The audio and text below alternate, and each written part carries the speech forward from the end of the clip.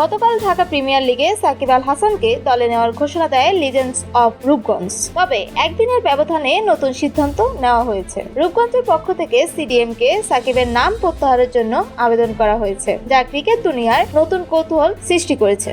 এর আগে সাকিব আল হাসান বিপিএল এর জন্য চিটাগাং কিংসে নাম লেখালেও খেলতে পারেনি। রাজনৈতিক অস্থিরতার কারণে দেশে ফিরে আসতে না পারা সাকিব তার বোলিং অ্যাকশন নিয়েও সমস্যায় পড়েন এবং পরে নিষিদ্ধ হন। এর মাঝে সাকিবের দলে ফেরানোর বিষয়ে আশাবাদী ছিলেন লিজেন্ডস অব রূপগঞ্জের স্বত্বাধিকারী লুৎফর রহমান বাদল, কিন্তু হঠাৎ করে তার নাম প্রত্যাহারের জন্য ক্লাবটির সাধারণ সম্পাদক তরিকুল ইসলাম টিটু সংবাদ মাধ্যমকে জানান। সিডিএমকে চিঠি পাঠানো হয়েছে এই বিষয়ে। তবে প্রশ্ন উঠেছে, রূপগঞ্জ কি সহজেই সাকিবের নাম প্রত্যাহার করে নিতে পারবে? সিডিএম এর সদস্য সচিব সাজ্জাদ হোসেন জানিয়েছেন, দলবদল প্রক্রিয়া শেষে খেলোয়াড়দের তালিকা ক্লাবগুলোকে পাঠানো হয় এবং তারপর আবেদনের ভিত্তিতে সাকিবের নাম সরিয়ে দেওয়া যাবে।